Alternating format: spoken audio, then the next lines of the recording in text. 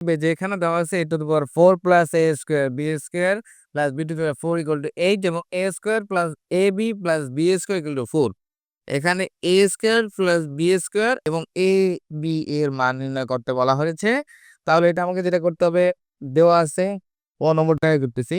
এখানে আমি এই মানটা আগে লিখবো, কারণ এই মানটা থেকে আমাকে অঙ্কটা করতে হবে। তাই আমি এই মানটা আগে লিখে নিব, a square plus ab plus b square equal to 4 এবং a to the power 4 plus a square b square plus b to the power 4 equal to 8, বা যেটা করতে পারি a to the power 4 plus a square b square plus b to the power 4। আমরা যদি এখানে একটা 2 লিখতে পারতাম তাহলে আমাদের অঙ্কটাতে a square plus b square একটা সূত্র চলে আসতো। তাহলে আমরা যেটা করতে পারি, এখানে 2 নিলাম আর এখানে যদি একটা বেশি নিছি তাহলে এখানে minus a square b square লিখে দিলাম 8। তাহলে এটাকে লিখি a square whole square plus 2a square b square plus b square whole square minus a square b square equal to 8। তাহলে এটা আমার কি সূত্র দাঁড়াইলো, a square plus b square তার উপরে whole square minus a square b square equal to 8, বা আমরা জানি যে a স্কয়ার মাইনাস b স্কয়ারের যে সূত্রটি সেটা হলো একবার যোগ এবং একবার বিয়োগ। যেহেতু দুটোতে স্কয়ার আছে তার মানে বুঝতে পারছি এটা b স্কয়ার ধরতে পারি।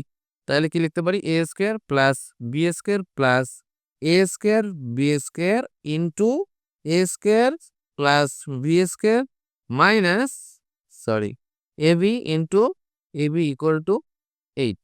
যেহেতু এখানে দুটোতে স্কয়ার তাহলে আমি এটাকে ব্র্যাকেট দিয়ে নিলাম, তাহলে আমার সুবিধা হবে।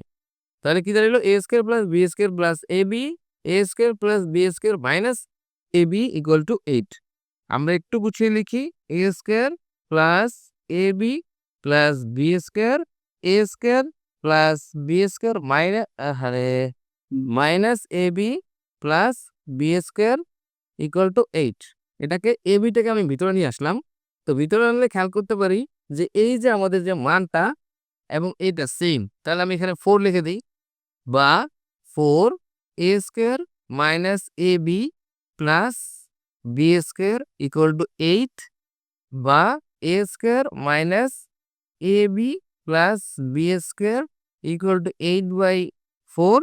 অতএব a square minus ab plus b square equal two 2। এখন যদি একটা জিনিস খেয়াল করি যে এইটা আমরা একটা সমীকরণ ধরে নিতে পারি, 1 নং সমীকরণ, এবং এটাকে আমরা ধরে নিতে পারি 2 নং সমীকরণ। তাহলে আমরা যদি এখন 1 নং আর 2 নং যোগ করি তাহলে এই ab আর এই ab কাটা যাবে। তাহলে ভিডিওটি 3 মিনিটের বেশি হয়, পরবর্তী ভিডিওতে বাকি অংশটা দেওয়া হয়েছে। Video link comment.